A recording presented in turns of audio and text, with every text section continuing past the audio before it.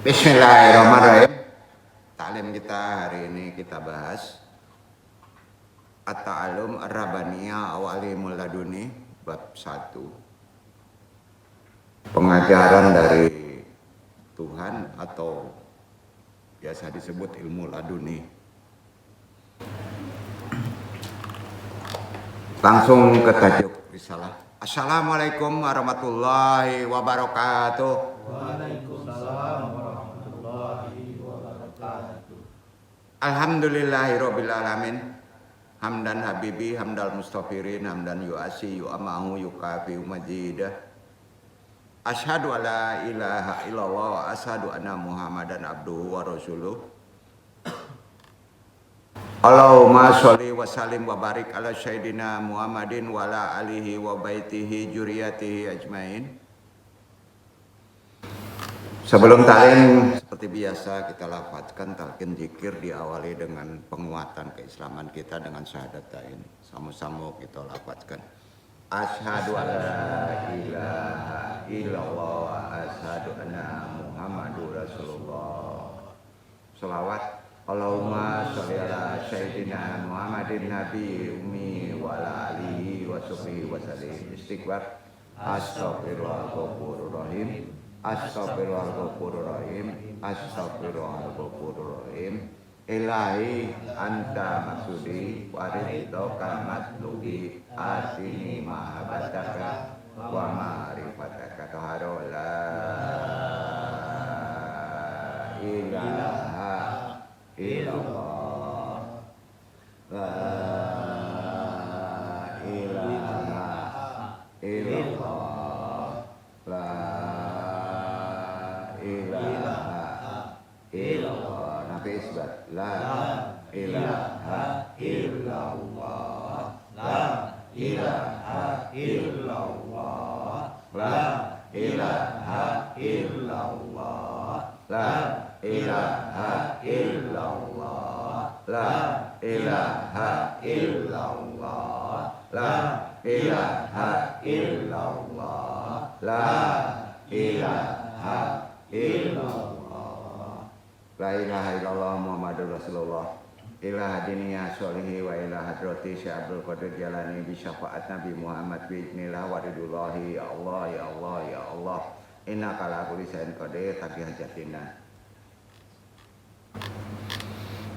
Wa khususan Nabaruhi Nur Muhammadin khususan ilaruhi Muhammad Nabi Yunaka wa muslimin wa mu'minin wabil khusus hadiri al-madi khalifatur radin wabil khusus arwahi juriyatihi wa khususan arwahi muslimin mu'minin wa muslimin al-fatihah. A'udzubillahi minasyaitonir rajim. Bismillahirrahmanirrahim. Alhamdulillahirabbil alamin arrahmanir rahim maliki yaumiddin iyyaka na'budu wa iyyaka nasta'in ihdinas siratal mustaqim siratal ladzina an'amta 'alaihim ghairil maghdubi 'alaihim waladdallin.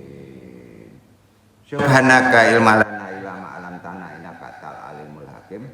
Rabbi shrah sadri wa yassir amri wa hlul 'uqdatam min lisani yafqahu qawli. Ya Allah, ya Rabbku, lapangkanlah untukku dadaku, mudahkanlah untukku urusanku, uraikan simpul pengikat insan ini baik pentaklim maupun ditalimi agar mereka bisa memahami taklim ini dan Allah meridainya. La haula wala quwata illa billahil aliyyil azim. Alhamdulillahirabbil alamin.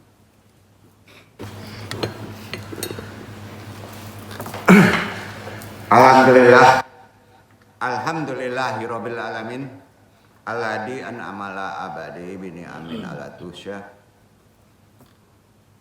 wala syamani matal imani lil muslimin wassalatu wassalamu ala nabi Muhammad sallallahu alaihi wasallam rasulillahi salawati islamiyati alladzi kanikmatan lil alamin nas'alullah an yahwaja'alallahu wa diri wal muslimina ila yaumil qiyamah. Alhamdulillah, puji syukur terlalu kita panjatkan kepada Allah Subhanahu wa taala Rabb yang telah menganugerahkan banyak nikmat yang tak terbilang banyaknya bagi seluruh hambanya. Lebih-lebih nikmat iman bagi segenap kaum muslimin. Tidak lupa selawat dan salam kita curahkan untuk Nabi kita Muhammad, Rasul pembawa risalah, tentunya risalah Islam yang menjadi rahmat bagi semesta alam. Tidak lupa pula keselamatan semoga selalu dilimpahkan bagi para sahabat, keluarga, dan umat muslim sampai akhir zaman. Amma ba'du. Langsung ke tajuk risalah. Berdasarkan judul tadi disebut, apa sih ilmu laduni itu? Ilmu yang diperoleh melalui ilham. Poinnya itu. Arti kata nggak ada guru ya, gurunya Allah. Ya. Tentunya dia awalin ilmu ilham ini nggak mungkin akan dapat ilham setelah melakukan kesucian jiwa atau setelah jiwanya sempurna, jiwanya bersih. Namanya ilham itu ada, laduni itu ada, ya. Setelah tazkiyatun nafs, pembersihan kolbu. Ya. Ini dijelaskan oleh Imam Al-Ghazali dan banyak sandaran dalil melalui Quran perkara ilmu ini. Hujatul Ikhman, Imam Al-Ghazali membuat kitabnya, ya, populer tuh, ada di situ perkara ilham. Padahal itu ilmu laduni yang disebut Ihya Ulumuddin.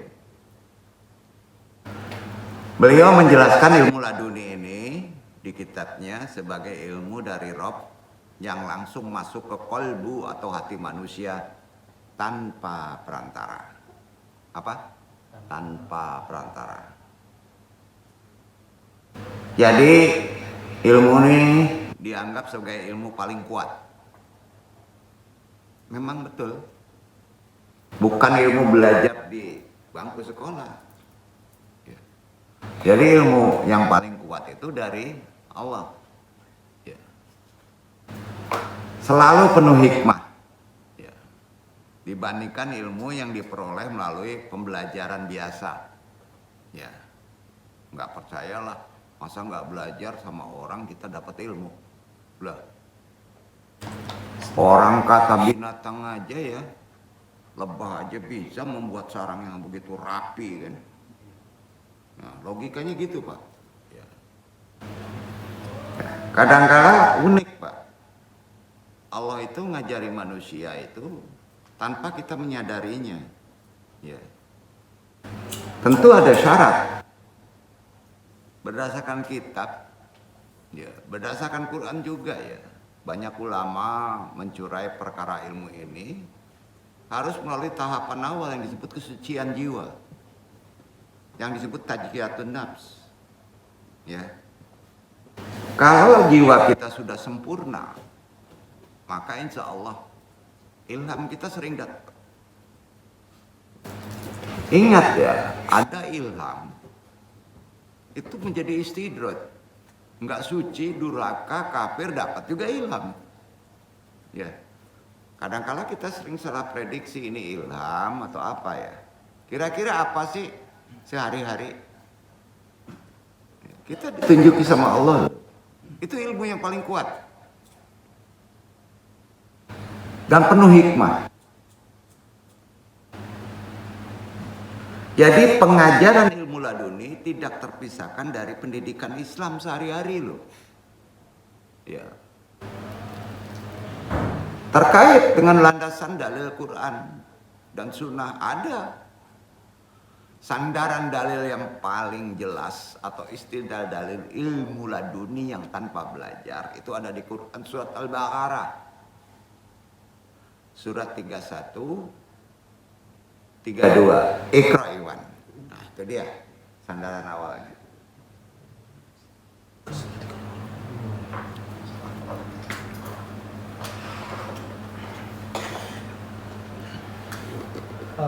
A'udzu billahi minasyaitonir rajim.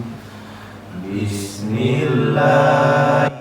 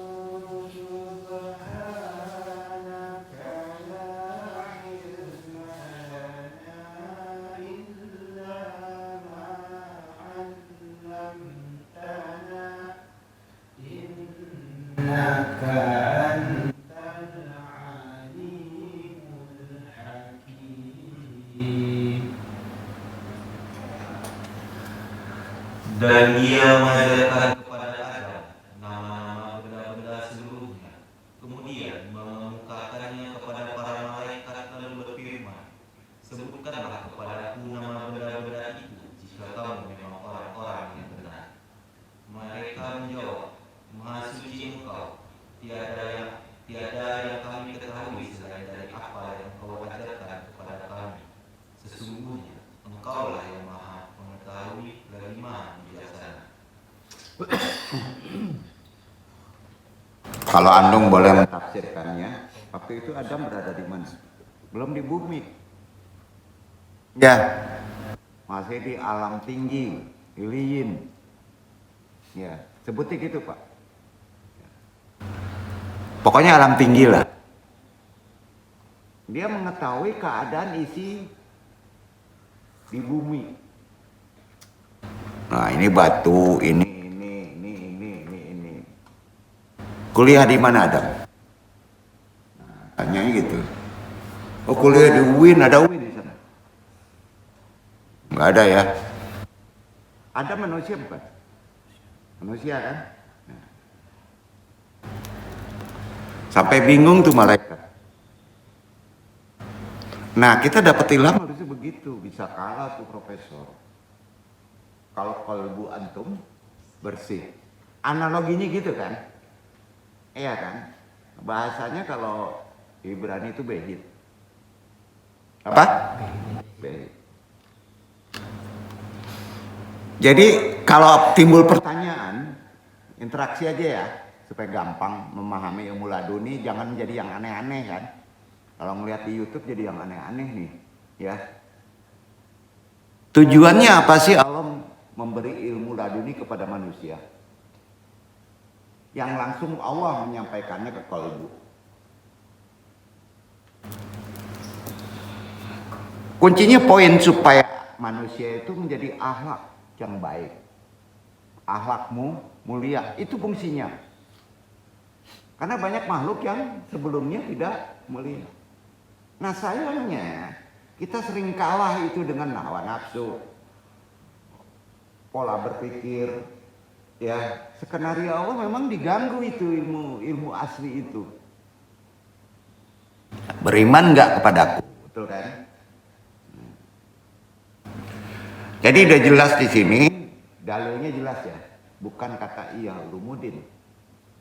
Ya, iya ulumuddin pasti tafakur dipikirkan dari Quran tadi. Ya. Yang paling jelas di Quran apa Pak? Ilmu laduni itu. Ya. Banyak. Di Al-Kahfi ada. Ya. Nanti kita bahas. Tujuan Allah memberi ilham itu untuk apa Pak? Untuk keselamatan manusia? Enggak Pak, supaya berakhlak mulia. Nah, itu kan. Karena Nabi diturunkan itu tugasnya apa Pak? Akhlak kan?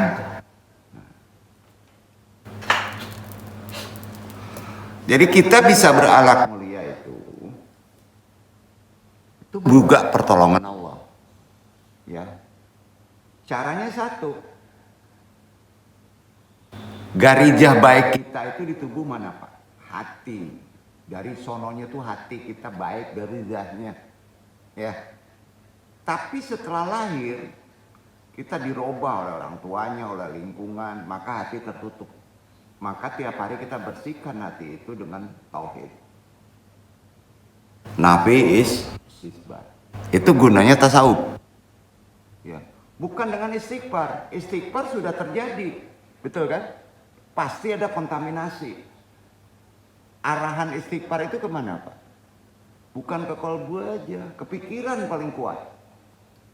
Betul kan? Sudah itu ke nafs, hawa nafsu. Ya. Jadi kalau yang tanya kenapa Allah memberikan ilmu laduni supaya bisa terbang katanya, nah, itu karomah, itu hidayah. Karomah itu beda bagi orang yang sudah kuat dipilih tersendiri. Jadi kalau ditanya ilham sering dapat, sering. Karena manusia ada apa? Kalau bahasa umumnya ide, insting, betul kan? Di binatang jadi kasih ilham. Nah. Jadi jangan dipersulit. Laduni itu sinonim dengan ilham gitu. Gak ada jalan lain. Metodenya atau tarekotannya gimana sih? Supaya dapat laduni. Ilmu laduni memang dipilih Allah. Tapi syaratnya ada ikhtiarinya, yaitu tajkiyatun nafs. Paham ya? Syaratnya tajkiyatun nafs. Tajkiyatun nafs itu ilmu awam, banyak. Orang sering menyebutnya ilmu tobat. Ya, tapi tobat sering disandarkan karena kita tidak maksum. Paham ya? Beda dengan membersihkan. Beda.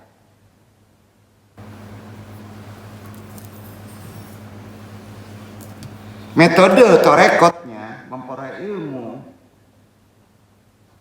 Ya, metode torekot memperoleh ilmu, khususnya ilmu ladunka. Laduni dengan ladunka ada beda ya. Ya. Kalau dalamnya ladunka itu ada kasyaf. Membuang tutupan. Orang yang sudah dibukakan adalah kasyaf. Bagian dari ilmu laduni. Setelah melakukan tajkiyatun nafs. Jadi bahasa laduni itu ilham. Jangan dipersulit. Ya. Al-Ghazali begitu. Coba, Nabi Adam tahu nama-nama itu belajar nggak dari orang? Enggak ya. Langsung tahu aja. Berarti zaman sekarang ada orang enggak belajar ngaji. Ada yang bisa bahasa Arab, ada yang bisa ngaji loh. Bersihkan aja kolbu. Nah sekarang pertanyaannya, masuk akal nggak? Quran nggak salah. Ya. Tapi jangan dipraktekin itu. Benar kan? Benar kan? Jangan dipraktekin. Oh, malas lah. Kan di Quran ada, diam aja nanti juga ilmu datang. Istidraj. Apa namanya? Ilham jadi istidraj.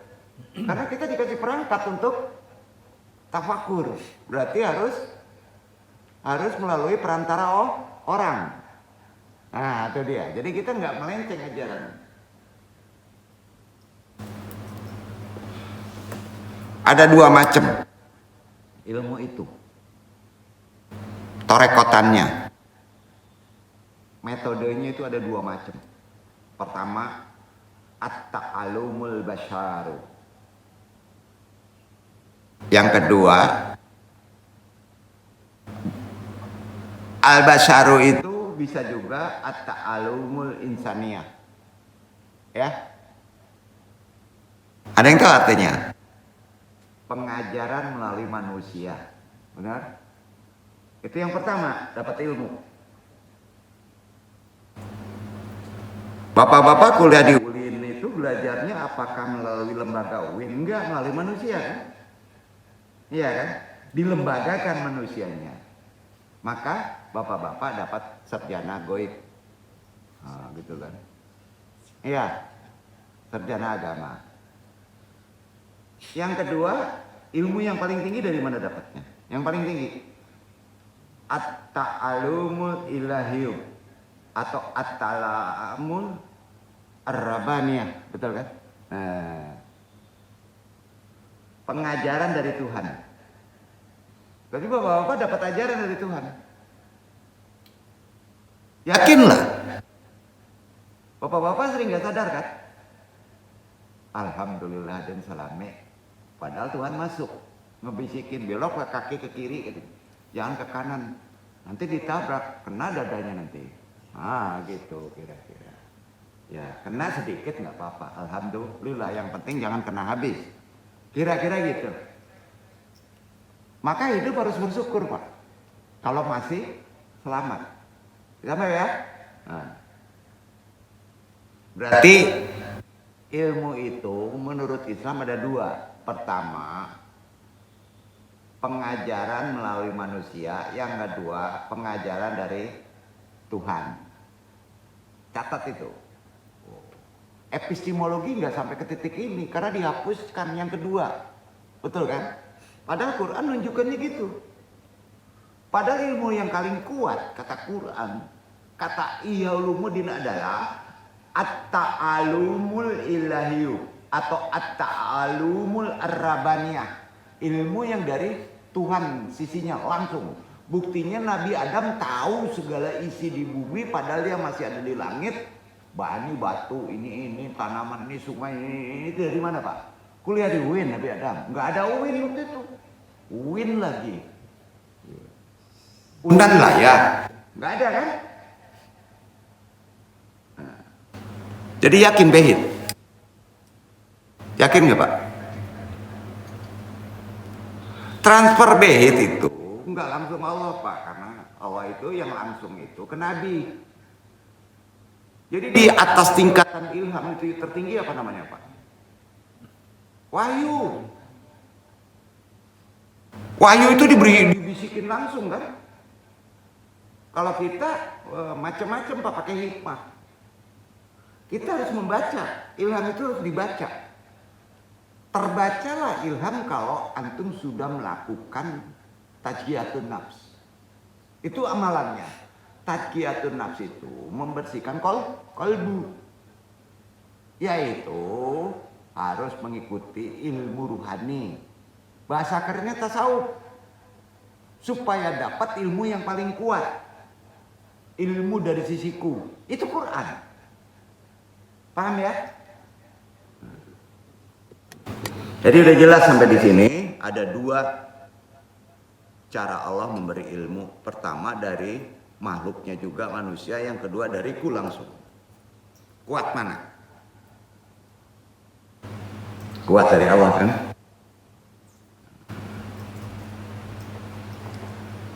Pengajaran dari Tuhan itulah yang disebut ilmu laduni. Orang yang memperoleh ilmu laduni cenderung tidak memerlukan banyak usaha.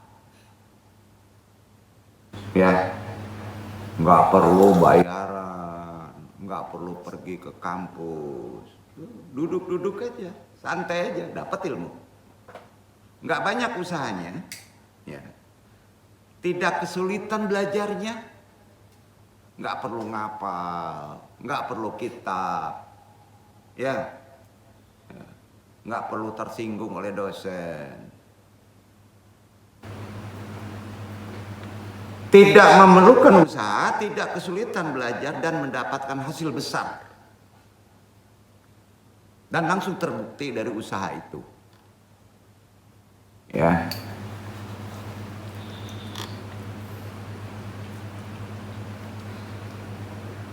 Kita bahas dulu mundur kata ilmunya. Kan ada dua kata, ilmu dan laduni. Ilmu asal katanya dari mana Pak? Bukan dari Eropa, dari Arab. Asal usul, paling usul kata ilmu itu bukan ilmu. Alama. Apa? Alama. Yang artinya pengetahuan. Buka aja kampus Arab. Akar kata Arabnya setelah dijadikan alim. Apa? Alim. Orang alim itu orangnya adalah orang yang berpengetahuan. Artinya alim itu mengetahui. Kalau alama pengetahuan, ya. Dalam pengertian Islam, ilmu adalah pengetahuan yang diberikan Allah loh. Walaupun melalui manusia. Betul kan? Allah berkehendak. Ya. Manusia ngajarin tetap dari Allah. Paham ya? Betul kan? Kepada manusia. Begitu Islam ngajarinnya. Perkara ilmu. Langsung ke pangkal. Yang dapat diperoleh melalui diantaranya proses belajar seperti membaca, menulis, dan memahami. Jadi ilmu secara manusia itu prosesnya apa Pak? Baca, sudah itu tulis, sudah itu pahami, kan gitu. Itu yang disebut tadabur. Ya. Salah satu contoh ilmu yang diberikan langsung dari Allah yang kedua. Itulah yang disebut ilmu laduni. Di antaranya bahasa makrifatnya, bahasa torekotnya ilham. Ya, ilham. Itu pertama kali diterima oleh kakek buyut kita. Buyut ke buyut Nabi Adam alaihissalam. Dan yang kedua, banyak Nabi dapat ilmu ini. Tapi yang kedua berada pada Nabi Khidir alaihissalam. Khidir alaihissalam. Ya. Kalau nggak pandai baca, seperti terbalik-balik. Ya, ilmu ilham itu. Ilmu ini berasal langsung dari Allah tanpa melalui perantara. Tanpa melalui riset. Tanpa pula melalui pikiran. Laduni, tanpa perantara, tanpa riset, tanpa pikiran. Gitu Pak. Yakin Pak? Yakin ya? Karena ada di Quran. Selain Nabi dan Rasul, ilmu laduni juga diberikan kepada wali Allah melalui apa Pak? Kalau orang yang wali Allah itu ilmu laduninya itu langsung ke jauh, kerasa. Kalau ke manusia itu langsung ke hati. Jadi ke hati itu dirasa-rasain. Iya enggak, betul kan? Tapi kalau sudah kerasa, itu khusus wali Allah. Langsung terasa enggak? Beda ya. Hati dan jauh beda Pak. Kalau rasa langsung terasa Pak. Ah ini garam asin. Tutup mata, tempel masukkan garam. Kan sama putihnya sama gula tuh. Ya. Betul? Tapi kalau di hati baru dilihat aja tuh. Sama dibubukin tuh misalnya sama halusnya. Kok garam, kok gulo. Bingung kan? Nan manan garam, nan manan gulo. Tapi kalau dirasa, tahu kan? Cinta di mana Pak? Letaknya. Bukan di hati Pak. Yang benarnya dirasa. Ya makanya kalau ketemu, itu jodoh saya itu taraso. Itu ilham. Kalau di hati ada sangkut paut apa Pak? Nafsu, pikiran, sering menilai. Karena hati bolak-balik. Kalau rasa udah sampai, itu di wali Allah, langsung ke rasa. Kalau di Nabi, langsung ke perbuatan. Itu wahyu namanya. Paham ya? Kalau di manusia tahapannya beda-beda. Kalau di bawah Nabi itu ada yang disebut wali, langsung ke rasa. Ya. Agak samar juga masih. Tapi kalau di Nabi udah nggak samar lagi. Maka disampaikan, kalau antum bersih kolbunya, mendapat petunjuk di kolbu, ada seperti insting ide. Yakini itu benar. Berani? Enggak berani, Pak. Belum berani itu. Ya, karena kita enggak maksum. Ya? Nah. Jadi selain Nabi dan Rasul, makomat keduanya adalah wali Allah melalui Zauq. Dan melalui apa lagi? Kasyaf. Tahu kasyaf? Jauh rasa beda dengan kasyaf. Kasyaf nggak dikasih tahu katrat. Hakul yakin aja. Itu yang dibuka tutupan. Nggak ada ragu. Itu wali-wali Allah atau orang yang mulia. Ilhamnya begitu, Pak. Karenanya ilham itu menjadi ilmu yang sangat unik, berbeda dengan ilmu empiris epistemologi. Beda nggak? Beda ya? Beda, Pak.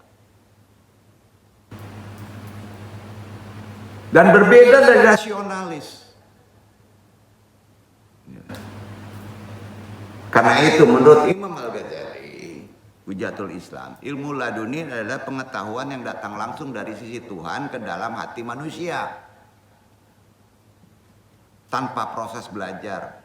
Untuk bisa mendapatkannya, manusia perlu melakukan tazkiyatun nafs atau artinya penyucian jiwa. Allah tidak akan berkomunikasi terhadap hati kalau hati antum kotor, betul kan? Analoginya gitu. Jiwa yang suci adalah wadah, tempat yang mampu menerima, memproses ilmu dari Tuhan. Itu ada di hadis, ada juga di Quran. Duduk gak? Ya. Dalam kondisi jiwa yang murni, itu jiwa yang sudah bersih, namanya jiwa murni. Ya. Manusia dapat mencapai alam malakut. Insya Allah dapat mencapai alam malakut dalam konsep ruhani loh, bukan dalam konsep materi. Ya, alam yang tinggi maksudnya. Tanpa ilmu laduni diperoleh langsung dari Allah, antum bisa merasakan alam malakut. Al-Ghazali menekankan pentingnya pendidikan spiritual. Islam juga menyarankan coba belajar tasawuf lah. Betul kan? Nah, karena di Islam ada ilmu-ilmu tasawufnya, ruhaninya kan. Allah melihat ruhaninya loh. Dalam memperoleh ilmu laduni harus melalui konsep pembelajaran ilmu spiritual. Pendidikannya, caranya, walaupun itu dari Allah, ada caranya. Melibatkan 4 unsur. Nah, ini bisa dipraktikkan oleh kita. Pertama, ubudiyah. Bahasanya gitu. Yaitu komunikasi spiritual dengan Allah. Walaupun Allah seperti enggak cuek sama kita, tapi Allah mendengar. Sering kita doa, ngobrol dengan Allah. Ya, itu ada di sholat tuh. Yang kedua, muamalah. Ya.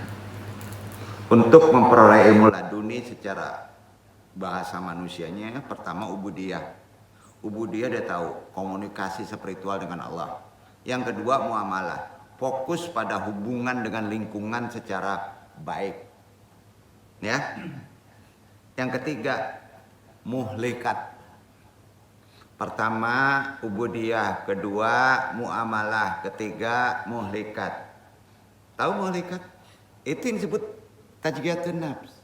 Terus bersihkan, sucikan lawan hambatan pada qalbu antum. Namanya muhlikat. Yang keempat baru munjiyat. Ya, itu cara mendapatkan ilmu laduni. Cara memekakkan ilham. Pertama ubudiyah, kedua muamalah, keempat muhlikat, ketiga muhlikat, keempat munjiat. Arti munjiat, aspek yang membawa keselamatan dan kebaikan. Itu asri munjiat, keselamatan dan membawa kebaikan termasuk moral akhlak kita. Berbuat baik saja bermanfaat atau tidak.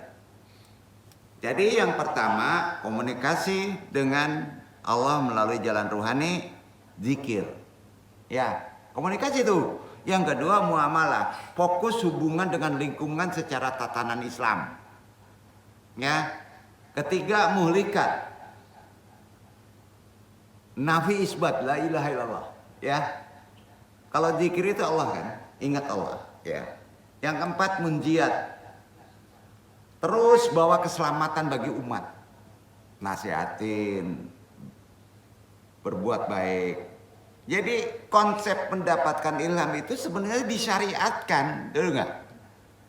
Itu kan ajaran Islam. Ini kok kayak kuliah banget ya? Sekarang pertanyaannya, belajar nggak di ilmu Islam seperti tatanan ilmu Islam UIN, misalnya pesantren, menjelaskan cara mendapatkan ilmu itu ada dua. Pertama dari manusia, kedua dari Tuhan. Yang paling kuat itu stratanya dari Tuhan. Tanda dari Tuhan adalah ilham. Kalau dari manusia tandanya adalah SAG, ya gitu, ya kan, MA. Iya kan, master kan, diploma. Bisa hilang? Bisa. Kalau dari ilham? Enggak. Ya.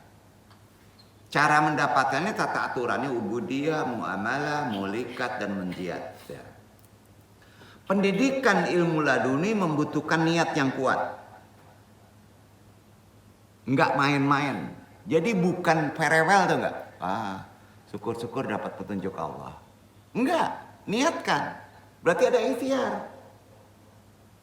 Jadi gini, ya Allah, nih negeri kita hancur berantakan. Ya Allah, berilah ilham.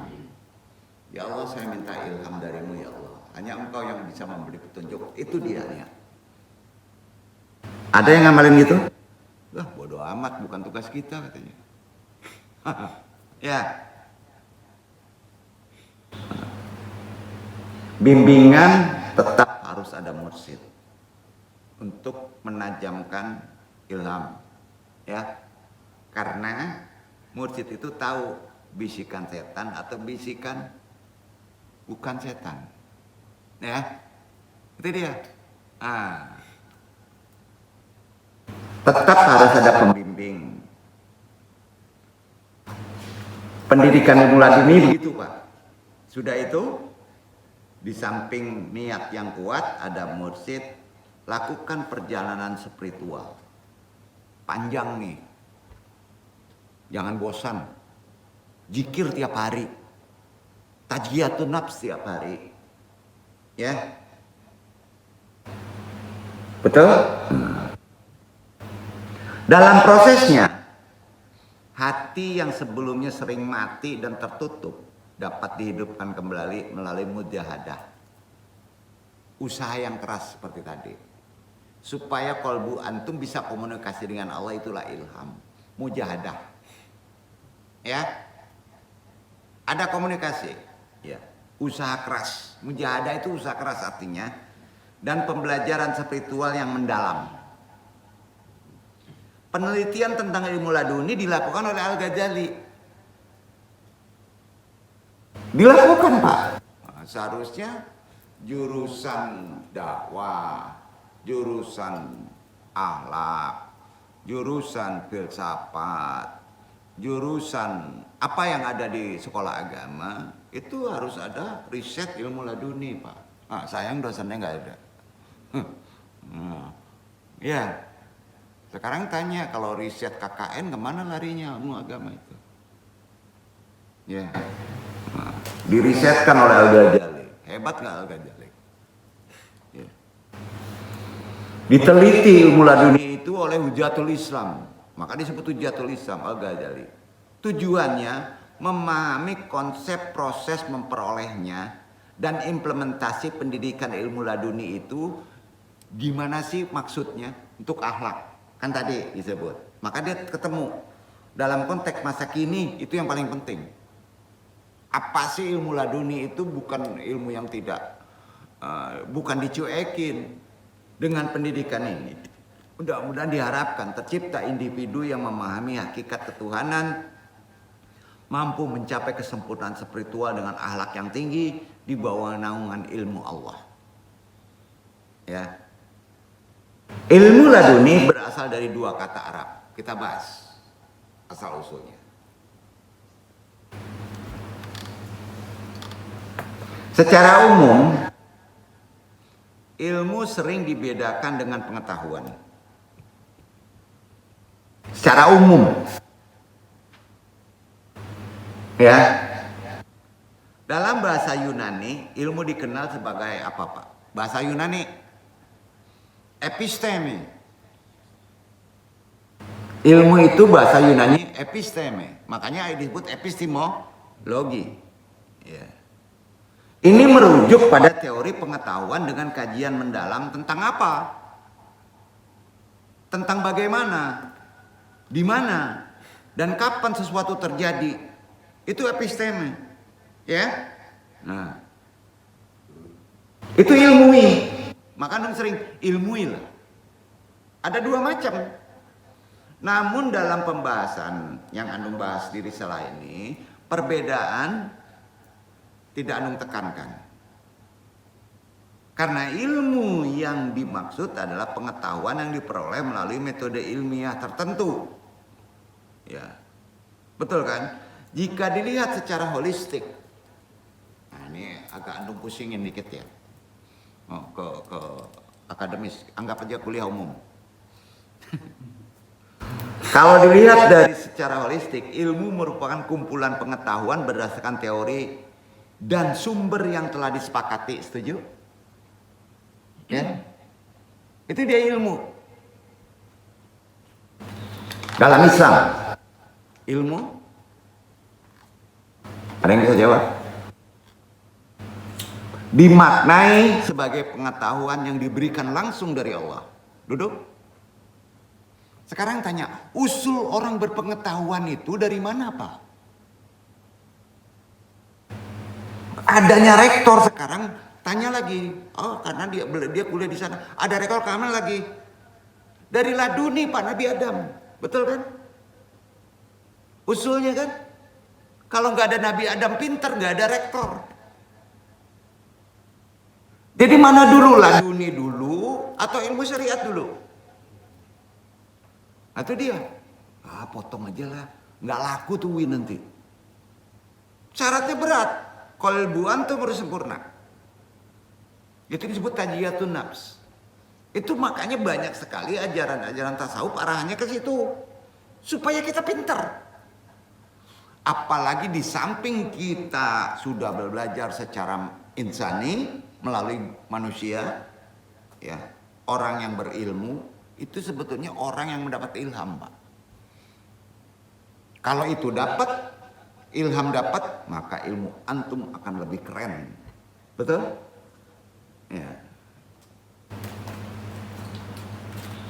Jadi kalau di Islam ilmu itu dimaknai sebagai pengetahuan yang diberikan oleh Allah kepada manusia, bisa melalui pembelajaran melalui manusia lagi, bisa langsung dari sisiku. Atau bisa juga membaca, menulis, memahami sesuatu. Jadi laduni itu asal katanya dari Arab, namanya ladun. Artinya sisi. Artinya ladun itu dekat. Karena Allah difirmankan di sini. Supaya dekat dapat ilham harus dekat denganku, katanya. Di Al-Kahfi ayat 65, Iqra Ikhwan. Itu dia. Mendekatkah?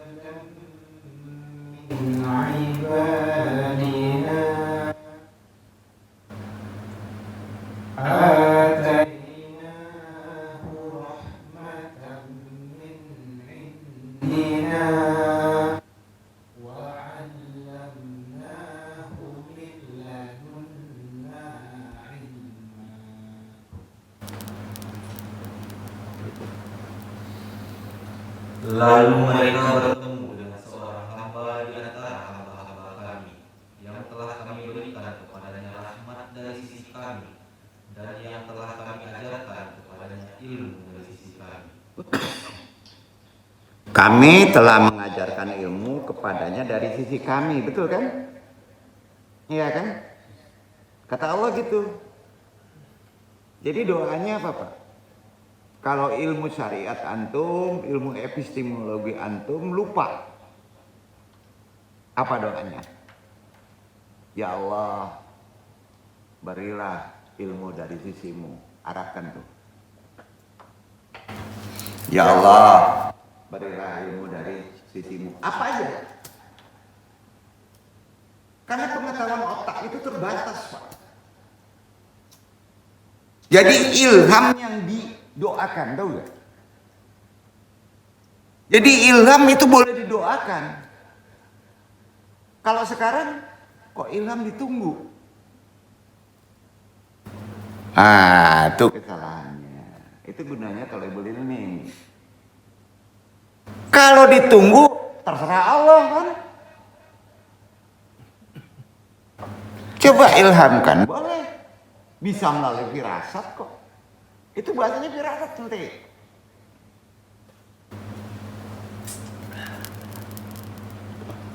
Antum bisa merokok kalau ada api, dipatik dulu ilham tuh. Paham? Iya, paham ya? Jadi doanya, ya Allah berilah ilmu dari sisimu. Kalau otak blank, kalau masalah tidak selesai, itu doa keren. Udah paham ya? Jangan nandung aja ngajarin pula doanya. Ya Allah berilah ilmu dari sisimu. Kira-kira Qurannya apa?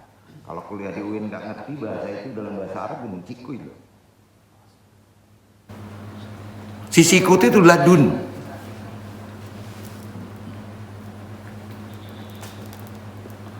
Pertanyaannya interaksi. Jadi pengertian ilmu laduni itu sering dibahas dalam percakapan sehari-hari. Khususnya di kajian tasawuf. Nah, tuh. Terutama dalam perspektif epistemologi. Ilmu dan pengetahuan, al-ilmu dan al-ma'rifah namanya. Kuat mana? Al-ma'rifah atau al-ilmu? Kuat al-ma'rifah. Tanpa al-ma'rifah tidak ada al-ilmu, betul nggak? Iya kan?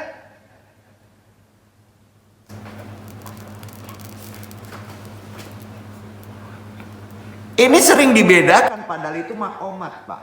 Tahu nggak? Oh, makrifah itu ilmu Tuhan lah, ya. Mengenal Tuhan. Padahal itu epistemologi. Nah, paham itu.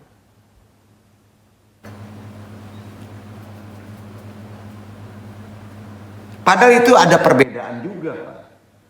Karenanya Imam Al-Ghazali menjelaskan bahwa pengetahuan yang diterima dengan keyakinan, hakul yakin yang pasti tentang Allah, itulah ilmu yang tidak perlu diragukan.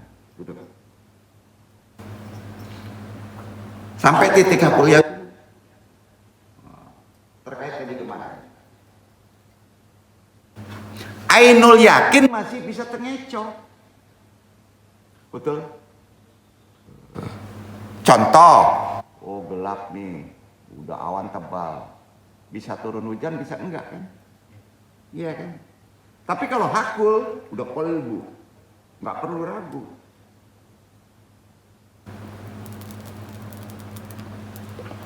Mudah-mudahan Iwan Andung sampai ke situ. Alhamdulillah. Nggak perlu usaha berat ya? Perlu? Enggak. Syaratnya apa Pak? Syaratnya, jangan menggerutu hati itu. Lah parah nado piti. Ende lah habis pulau rokok deh. Ndak syukur masih doa mau. Ilham tajam tuh begitu Pak. Hilangkan gerutu di kolbu. Hilangkan perasaan yang sering mengecoh. Betul? Bersihkan terus menerus dengan nafi isbat hati antum. Tujuan nafi isbatku itu Pak, supaya Allah memberikan ilmu. Sampai apa? Karena ilmu yang paling benar tidak akan salah adalah al-ilham. Itu ada di manusia. Kalau di Nabi wahyu. Kalau di wali kasyaf. Sepakat? Gampang ya menjelaskan.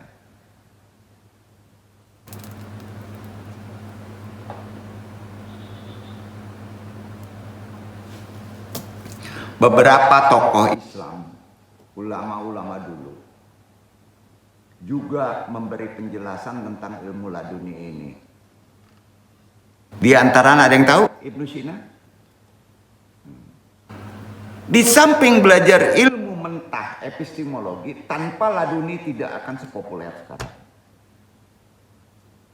Rata-rata ulama dulu itu populernya karena dia menggabungkan antara ilmu dunia dengan ilmu ruhani. Duduk ya. Berarti mereka Ibnu Sina bertorekot tidak? Bertorekot, Pak. Dibersihkan kalbu, sudah itu ingat Allah. Hanya itu ilmunya. Diulang-ulang. Oh, belajar 1 tambah 1 2, enggak kan? Nah, halal haram enggak kan?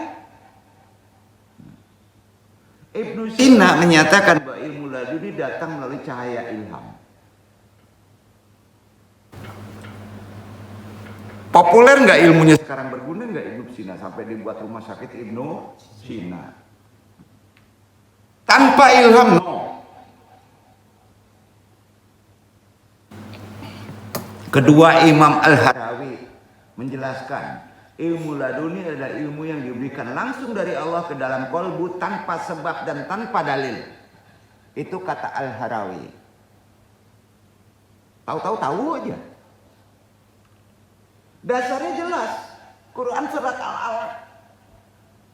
Dia mendasarinya pakai Quran surat Al-Alaq ayat 5. Alama insana ma'lam ya'lam. Artinya dia mengajarkan manusia apa yang tidak manusia ketahui. Lihat tuh. Yakin bahwa Bapak diajarin sama Allah? Pakai maqamat ihsan. Kapan saja Allah melihat kita, mengontrol kita, itu udah keren. Maka kita akan berakhlak mulia. Ketiga, Yusuf Qaradawi, ya, mengatakan ilmu laduni berasal dari Allah melalui perantara lisan para rasul.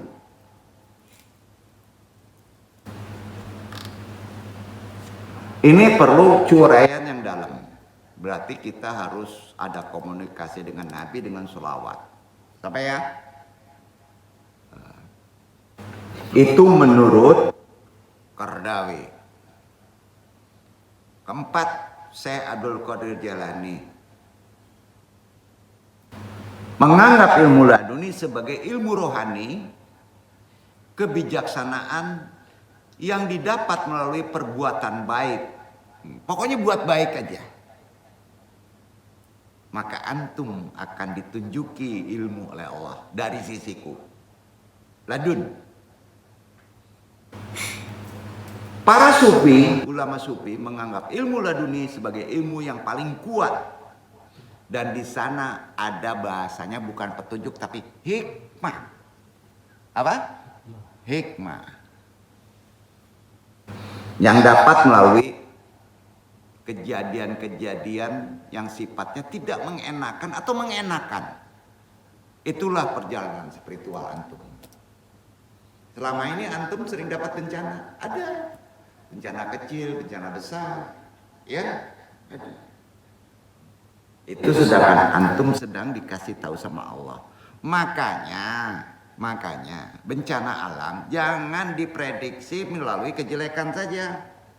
Itu ladun, Pak. Allah membisikkan itu.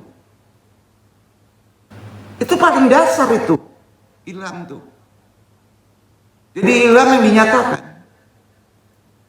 Artinya ada hikmah enggak? Enggak dapat jodoh jomblo terus ada hikmah? Ada. Hikmah sepertinya pedih. Tapi ada kebaikan enggak? Ada. Itulah kecerdasan kolbu. Itu didapatkannya dari perjalanan kehidupan sehari-hari spiritual. Karenanya menurut Imam Al-Ghazali, ilmu laduni diperoleh melalui perjalanan cahaya ilham. Kejadian-kejadian antum itu apakah menyenangkan atau tidak menyenangkan itu perjalanan ilham. Namanya gitu, Pak. Dijelaskan oleh beberapa orang ulama, baik ulama Melayu menyebutkan ilmu laduni sebagai pengetahuan luar biasa yang dapat melalui terbukanya alam goib. Itu orang Melayu. Alam goib betulnya gitu. Ya jelas betul juga kata-katanya, tapi agak ekstrim ya. Terbukanya alam goib. Makanya ke kuburan mainnya orang Melayu. Betul kan? Wah, disikap tuh. Wah. Ilmu ini juga dikenal sebagai pengetahuan yang diberikan kepada wali Allah melalui zauq. Wali Allah khusus jauh. Kemudian penyingkapan kasyaf kepada hambanya yang tinggi takwanya. Jadi orang yang mendapatkan ilmu laduni yang dijelaskan Al-Quran khususnya terdapat paling jelas di Al-Quran surat Al-Kahf 60, 61, 62, 63, 64. Iqra ikhwan. Al-Kahf. Itu paling jelas, Pak, proses perjalanan ilmu laduni. Dari 60 sampai 64. Suratnya Al-Kahfi.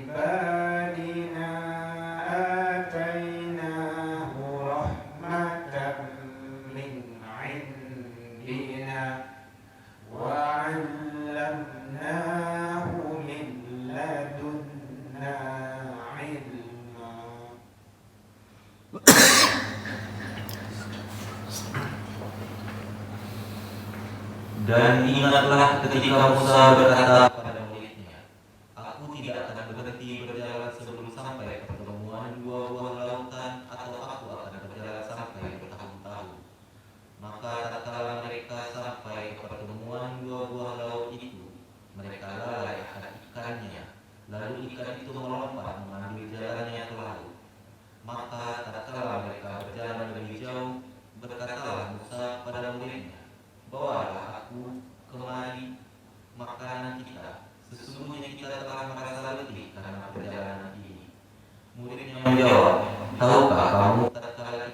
mencari tempat berlindung di batu tadi, maka sesungguhnya aku lupa menceritakan tentang ikan itu, dan tidak ada lagi yang melupakan aku untuk menceritakan kecuali syaitan, dan ikan itu mengambil jalannya ke laut dengan cara yang aneh sekali. Musa berkata, itulah tempat yang kita cari. Lalu keduanya kembali mengikuti jejak mereka semula. Pertanyaannya Antum tantang nih, bisa nggak mentafsirkan itu? Itu ilmu laduni itu prosesnya, iktibarnya kuat.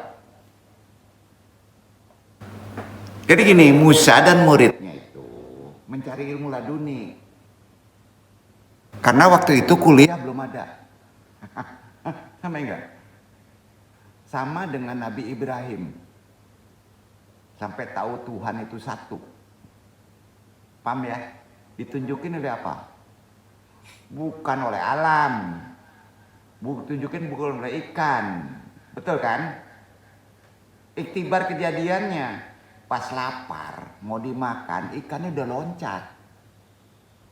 Di tempat pertemuan dua lautan. Longsong jalan. Ikan lupa muridnya tuh, ikan udah lape. Sampai murid itu setan melapeannya kan. Itunya kan. Oh indah kata Nabi Musa. Itu sampai nanti kita tuju tuh. Balik lagi mundur ke sampai bertemunya ikan lape tadi. Di situ lala dunia. Itu maknanya. Ya. Itu aplikasikan di kehidupan sekarang yang sering tidak kita sadari. Jadi bahasa gini. Ini kan menggambarkan keberadaan ilmu laduni dan cara mempelajarinya dengan syarat-syarat tertentu. Ada syaratnya.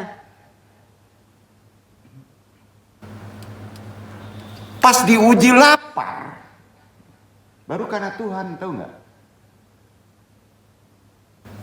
Jadi seharusnya kan sebelum lapar kita jaga itu makannya supaya jangan hilang. Paham ya? Bersihkan kalbu antum dengan tajiyatun nafs. Ya. Jadi memerlukan syarat ilham itu. Pada ayat 66 sampai 64 surat Al-Kahfi ini kan ada tujuan proses pencarian ilmu laduni yang digambarkan dalam perjalanan Musa dan muridnya. Mereka mencari pertemuan dua lautan yang berhubungan dengan pencarian ilmu yang sangat dalam. Ayat-ayat itu berikutnya menggambarkan pertemuan dengan seorang hamba yang diberi ilmu sebetulnya. Di sisi Allah siapa? Akhirnya ketemu orang yang sudah dapat ilmu laduni. Nabi Khidir alaihissalam. Bingung nggak ngajarin Musa?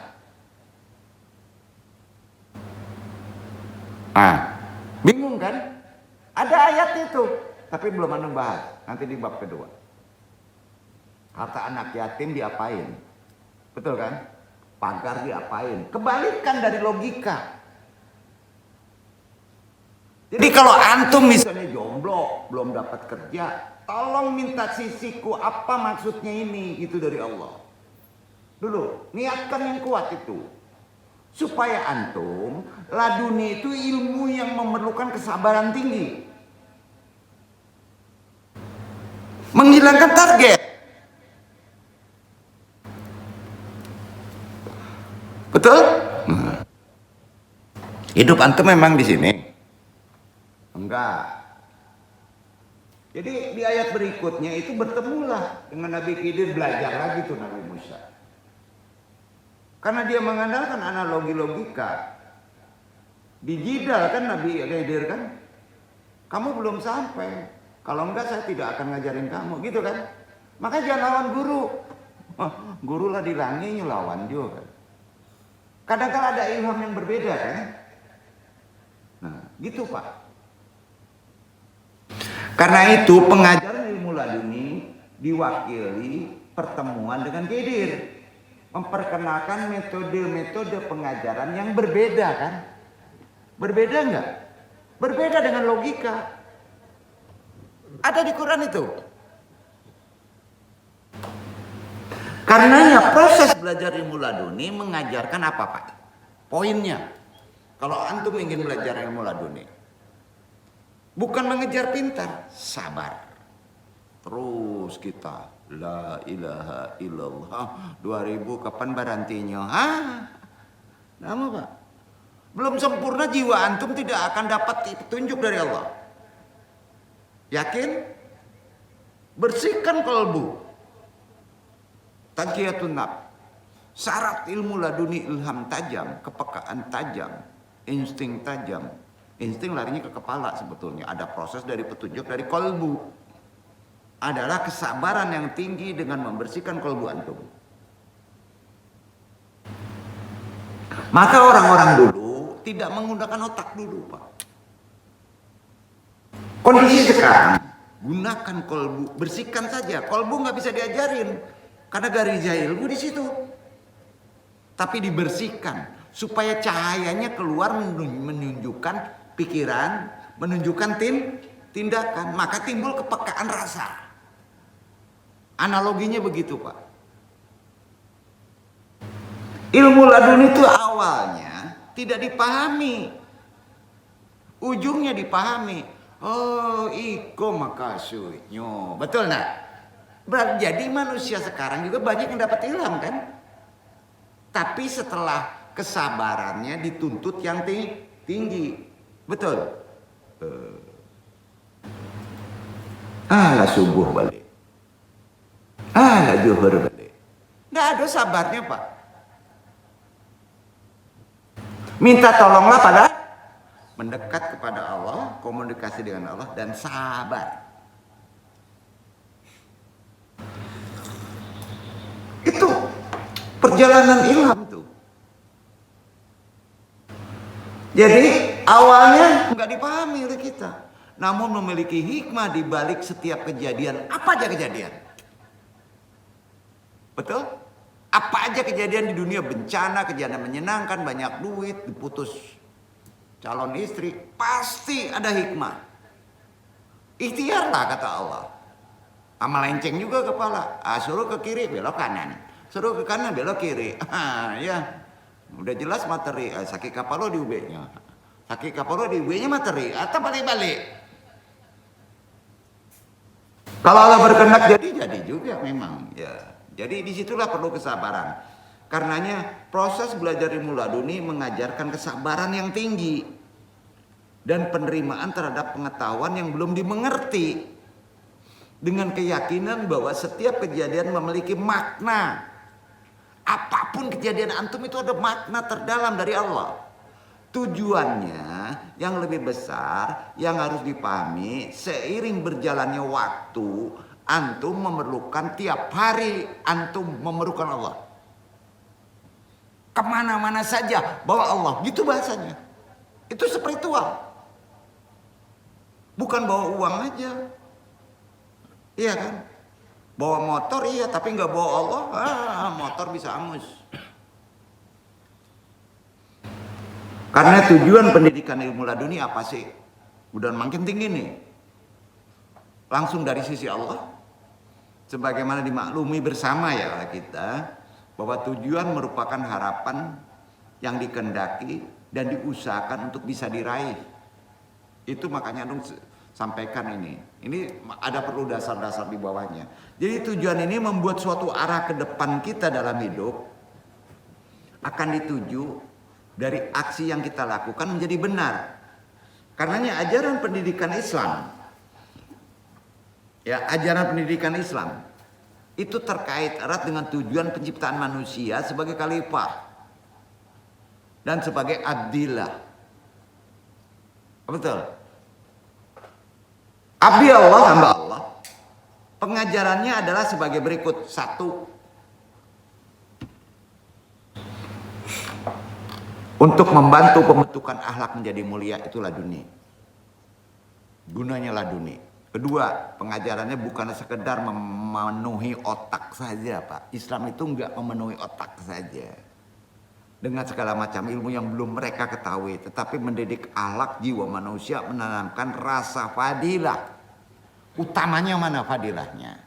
3, membiasakan kita dengan kesopanan adab yang tinggi, mempersiapkan manusia untuk suatu kehidupan yang suci. Itulah disebut ikhlas jujur. Kehidupan kita nggak di sini. Ya, jangan terlalu dicenderungi. Keempat, persiapan untuk kehidupan dunia dan nanti di akhirat yang benar. Itu ilmu laduni. Kelima, ajaran Islam itu memiliki dua orientasi yang seimbang. Tidak dunia saja, ruhani juga perlu akhirat.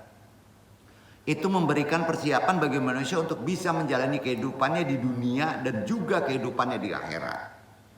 Keenam, persiapan untuk mencari rizki, pemeliharaan segi-segi kemanfaatannya. Ketujuh, pendidikan agama Islam itu tidak bersifat spiritual saja, ia juga memperhatikan kemanfaatan duniawi yang dapat diambil dari ajarannya. Betul kan? Seimbang. Kedelapan, menumbuhkan roh ilmiah. Tumbuhkan roh ilmiahnya, bukan ilmiahnya saja, yaitu scientific spirit. Itu ilham. Utamakan itu, maka akan mudah menggunakan epistemologi. Rohnya mana? Science spiritnya mana? Islam ngajarinnya begitu, Pak. Pada insan manusia dan memuaskan keinginan hati untuk bisa peka mengetahui, curiosity, dan memungkinkan mengkaji ilmu bukan sekedar ilmu. Mengkaji ilmu bukan sekedar ilmu. Renungkan tuh.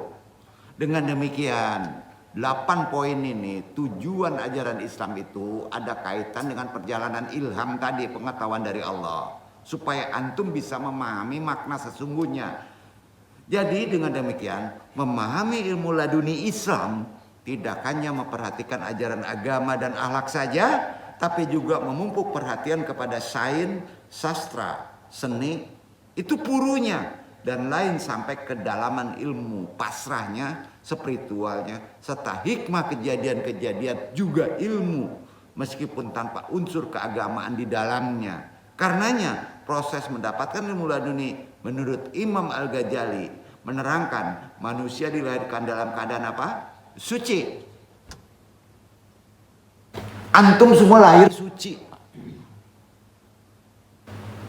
dan menerima pengaruh dari orang tua, lingkungan yang bisa membuat mereka berkeyakinan tidak suci lagi, berbeda. Maka bersihkan lagi. Nah, secara umum ada 2 metode memperoleh ilmu ini, yaitu pengajaran insani. Tadi sudah disebut at-ta'alum al-insaniyah. Ini adalah metode yang bisa dilihat, dirasakan oleh indera manusia. Pergi kita ke kampus, pakai indera kan, dirasakan, berjalan, berkomunikasi dengan guru, mahal. Yang dipahami dengan mudah oleh semua orang tuh ilmu tadi, ya. Tapi banyak terkait atribut tubuh, karenanya mahal. Yang kedua, pengajaran dari Rabb, dari Tuhan. At-ta'alum ar-rabbaniyah, itu judul kaji kita. Itulah inti ilham. Dalam hal ini manusia menerima ilmu langsung dari Tuhan, itu yang disebut ilmu laduni, yang menurut Al-Ghazali termasuk dalam kategori ini. Al-Ghazali merujuk pada Quran surat Asy-Syam ayat 7. Wan nafsi wa ma syawwaha. Apa artinya? Dan jiwa serta penyempurnaan ciptaannya. Betul kan? Quran tuh. Tazkiyatun nafs. Disempurnakan jiwanya maka dapat ilham. Karenanya untuk bisa paham bahwa ilmu laduni berasal dari Tuhan harus melalui jiwa manusia yang sudah sempurna tersucikan. Nah, pertanyaannya, antum tiap hari membersucikan jiwa? Hampir tiap hari, seminggu 3 kali. Istighfar arahnya kemana Pak? Dunia. Nafi isbat, jiwa rohani dicuci. Ya, mendekatnya kofi Allah. Kenapa jarang antum menyampaikan kofi? Karena suci kita sering terganggu-ganggu lagi. Jangan langsung kopi. Jarang kan kopi? Karena kita masih terganggu. Itulah perlu kesabaran. Ya. Antum tahu kalau jiwa antum masih terganggu. Banyak gangguannya Pak, HP, game, apalagi bola, ya, kondisi waktu, banyak kan? Iya kan? Masalah hubungan harmonisasi dengan lingkungan, orang tua, keluarga, mengganggu jiwa kan? Betul kan? Ya, betul? Nah, latih, mencari piti, keganggu deh. Bersihkan terus. Baru kita bisa mengisi kopi tadi, mendekat kepada Allah, maka ilham tajam. Makanya Al-Ghazali menekankan prakteknya pada wa nafsi wa ma syawwaha, dan jiwa harus disempurnakan ciptaannya. Itulah tazkiyatun nafs. Karena itu kita sama tahu apa manfaat daripada kita puasa Ramadan diwajibkan. Apa Pak? Bukan penghapus dosa mentah dunia. Bukan itu aja, termasuk pembersihan kolbu. Ya, makanya orang yang marah, kata Nabi, sebaiknya kamu makan saja. Benar kan? Kolbunya kotor lagi. Sia-sia hanya dapat lapar dan haus saja. Karena itu kita bisa paham bahwa ilmu laduni berasal dari Rabb untuk kebaikan kita, harus melalui jiwa manusia yang sempurna. Ilmu ini berhubungan dengan ilmu hakikat. Ilmu laduni terkait dengan ilmu hakikat. Ya. Terkait dengan riyadoh. Dan terkait pula dengan muraqabah. Riyadoh apa? Riyadoh adalah latihan jiwa, membersihkan jiwa terus menerus. Nafi isbat, nafi isbat, nafi isbat. Kemudian muraqabah. Apa itu? Usaha untuk berusaha mendekatkan diri kepada Tuhan, itulah kopi. Iya kan? Coba muraqabah sendiri. Betapa Pak? Mano. Anak masuk siapa? Siapa? Betul kan? Ya? Udah paham maksudnya antum bertorekot? Udah paham memahami tasawuf? Jadi metode ini harus dilakukan dengan niat dan pemahaman yang benar, khususnya tafakur. Prosesnya tafakur nanti. Manusia itu kan nggak mungkin nggak berpikir. Tafakur berarti merenung, berpikir secara mendalam. Bukan di kepala Pak. Pikiran kalau di kepala meledak gitu panas. Merenung itu turun. Petunjuk dari kolbu, fatwa hati. Nah gimana mau dapat fatwa hati kalau ada penutup? Benar gak? Nah, penutup itulah dosa. Dosa itu ada dua Pak. Ada dosa rohani, ada dosa lahir. Maka ilham gak timbul. Ya. Tafakur pun jadi ngaco. Berarti merenung, berpikir secara mendalam. Merenung itu berpikir secara mendalam, bukan kemana-mana. Inner diri kamu sendiri, khususnya tentang kehidupan dan alam yang sesungguhnya. Karena itu Al-Ghazali menganggap ini penting untuk ilmu laduni ini diamalkan di kehidupan sekarang. Dengan berpikir yang benar, jiwa akan dibuka untuk menerima ilmu yang lebih dalam. Disinilah akan timbul yang namanya ilham. Jadi ilham adalah ilmu yang diterima tanpa melalui proses belajar biasa. Tidak. Ilmu ini datang langsung dari Rabb. Ilham ini lebih halus dari wahyu. Kenapa dong disebut gitu? Ilham itu lebih halus dari wahyu. Kalau wahyu langsung yakin. Kalau ilham masih samar. Paham ya? Dan lebih kuat dari mimpi. Kalau antum dapat ilham, kalah mimpi itu. Mimpi yang benar kan? Ilmu mimpi tafsir itu kalah itu. Kalau antum dapat ilham.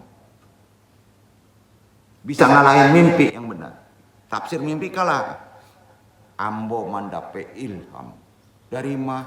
Dari Gunung Jati. Itu bukan ilham itu. Ilham itu mutlak dari sisiku. Ladun. Ladunkah? Membuka kasyaf. Ya. Jangan disebut wahyu. Wahyu bukan untuk kita. Nah, wahyu itu lebih kuat. Lebih nggak ragu lagi. Ilham seharusnya begitu. Makanya guna bisa mencapai jiwa sempurna. Gimana caranya? Terus menerus diamalkan tazkiyatun nafs. Memerlukan kesabaran. Itulah proses penyucian jiwa yang dilakukan dengan membersihkan jiwa dari sifat-sifat apa? Kalau ilmu tasawuf menyebutnya apa? Bersihkan jiwa antum dari sifat-sifat takali. Pernah dengar? Dan mengisinya dengan sifat terpuji tahali. Ya, jiwa yang suci insya Allah akan lebih mudah menerima ilmu ladun. Di sini otomatis akan paham zikir. Paham antum ingat Allah? Enggak. Selama jiwa kita masih kacau, zikir Allah yang bekerja pikir. Benar nggak? Yang bekerja pikir, Pak. Padahal yang bekerja harusnya ilham. Sebagai cara utama untuk mempelajari ilmu laduni, karena zikir membersihkan kolbu, salah satunya dengan nafi isbat. Kemudian Allah mendekat dan menghalangi gangguan dari setan. Otomatis membuka jalan bagi ilham dari Rabb.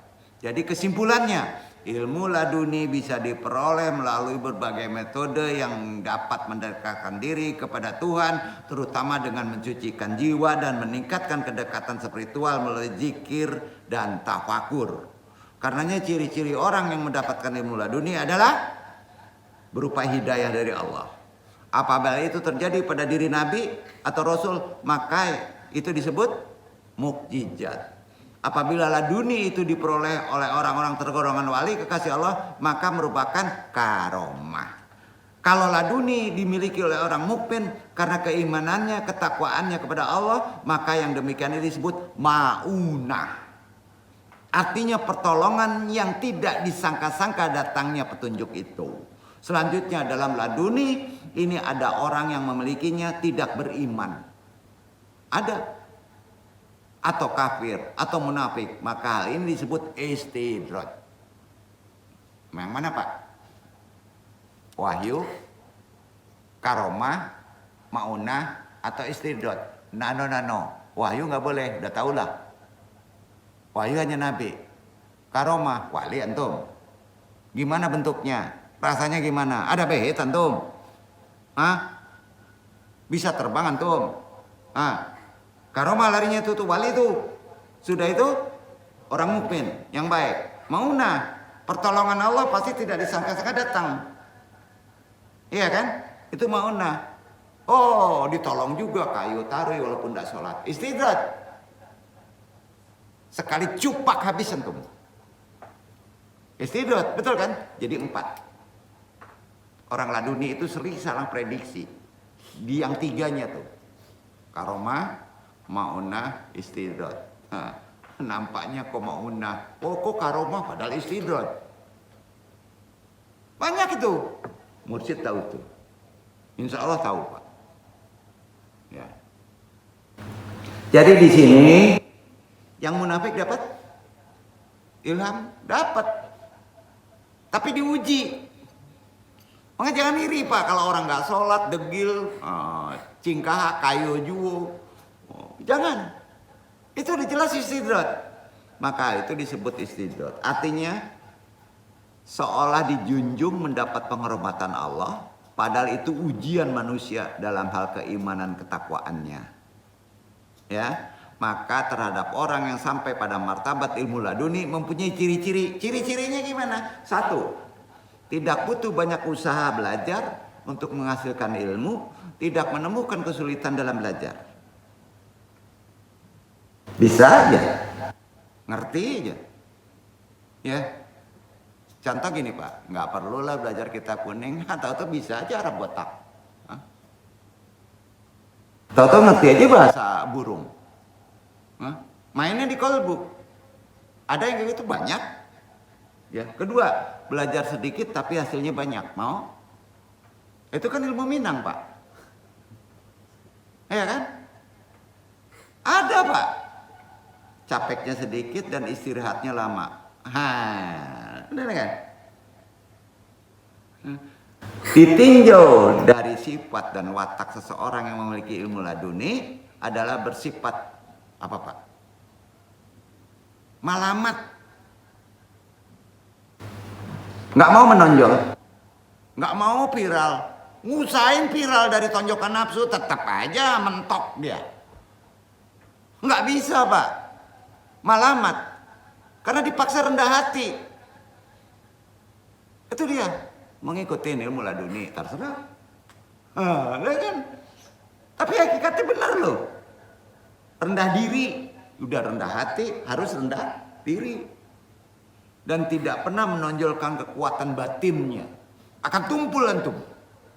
Serta jauh dari sifat takabur, menghindarkan diri dari sifat tercela, marah, dengki, kikir, bakil, ria, dendam. Itu justru menghilangkan kekaromahan. Menumpulkan dari pemahaman dunia tasawuf, maka mengikrarkan untuk mempercayai ilmu laduni atas kehendak Allah terlebih dahulu harus menjadi seorang sufi yang terus menerus membersihkan kolbunya. Itu dia. Dan jalan menuju sufi yang benar dalam pandangan Allah. Ilmu sufi itu banyak, Pak. Agama lain juga ngajarin sufi. Tapi sufi Islami, sufi yang benar dalam pandangan Allah harus mengamalkan beberapa amalan kebaikan. Di antaranya, poinnya nih ya, yang perlu diamalin. 1, zikrullah, jangan bosan. Baik lisan maupun kolbu. Jangan bosan. Kapan saja, di mana saja. Ya. 2, ma'rifatullah. Ya. Sering mendekat kepada Allah, merasa terkontrol kepada Allah, mengenal asma Allah dan sifatnya, baik yang wajib maupun mustahil, ke-20. Ya. 4, suci lahir batin usahakan. Sebelum bertindak tanya pada kolbu. 5, menyandarkan diri selalu kepada Allah. 6, muraqabah, selalu merasa dilihat Allah, itu ihsan. Ya. 7, cinta atau mahabbah hanya kepada Allah prioritasnya. 8, ikhlas beribadah dan beramal. Berat. Baru datang tuh laduni itu. 9, sabar. 10, takwa. Apa takwa? Jalankan perintahnya, jauhi larangannya. 11, apa tuh? Wara. Apa wara? Meninggalkan diri dari perbuatan yang syubhat. Syubhat aja ditinggalkan. Kalau ragu jangan dimakan. Itu wara. Ke-12, juhud. Apa itu juhud? Berpalingnya kehendak atau keinginan dari sesuatu ke sesuatu yang lebih baik. Bukan ke yang lebih jelek. Itu wara. Sederhana aja. Ya. Kalau itu menyenangkan tapi akan buruk, jangan. Kalau itu banyak duit tapi kamu tidak akan sholat, jangan. Sampai, Pak? Itu juhud, Pak. 13, qanaah. Apa itu? Menerima ketentuan Allah. Menerima dagang PMP. Menerima belum dapat kerja. Terima dulu. Itu qanaah. Menerima takdir Allah. Sampai ya? Itu qanaah. 14, tawakal. Udah nggak perlu, segala sesuatu serahkan kepada Allah. 15, suka sering sekali bersyukur kepada Allah, baik senang maupun susah. 16, perangi terus hawa nafsu karena selalu ada. 17, ingin selalu bertemu dengan Allah, rindu. 18, tawadu. 19, sering berdoa karena kita lemah. 20 terakhir, terhindar dari bahaya ria. Hindari bahaya ria. Itulah 20. Maka antum kalau ini bisa melaksanakannya, antum pasti peka sekali petunjuk dari Allah. Itu disebut ilham. Itulah praktek ilham. Paham? Berat gampang, Pak. Disinilah perlu pembimbing. Masukilah sufi yang bertorekot secara islami benar. Paham? Apabila tauhid hidayah, ini baru bab 1. Mudah-mudahan ini bermanfaat, walaupun ini melonjak ke atas karena terkait dengan laduni, ilmu dari sisiku yang Allah langsung memberikannya kepada kalbu. Wassalamualaikum warahmatullahi wabarakatuh.